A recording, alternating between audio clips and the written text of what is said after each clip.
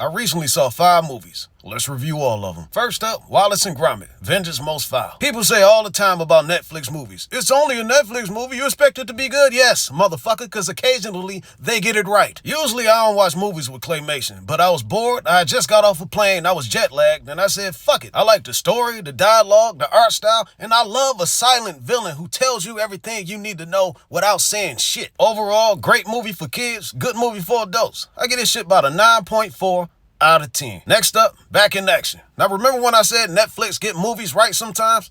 This wasn't one of them times. The dialogue they gave these two is atrocious, and I don't know how they had kids. It had to be through immaculate conception because they have zero romantic chemistry. They don't even have fucking chemistry. Now once the kids got involved, the dialogue got better, but the girl was so ridiculously fucking annoying. This is just a run-of-the-mill retired spy story with old enemies coming after them, and you can see who the villain is a mile of fucking way. Some of the action sequences look great. Some of them look like complete shit. This movie was all over the place. The quality was like a fucking roller coaster. Overall, this movie had potential, but then they wrote the script. I get this shit about a 4 out of 10. Next up, Saturday Night. This movie is a recreation about the creation of SNL and all the backstage drama and all the fuckery that went on before the first episode. At first, it might throw a few people off because it starts at a breakneck pace, but you get keyed in when the plots and the subplots start to develop. And by the end, I didn't want it to end because it kind of felt like I was a backstage crew member of this show. Overall, this shit was before my time, so I enjoyed this movie not because of nostalgia, because I was entertained. I get this shit about a 9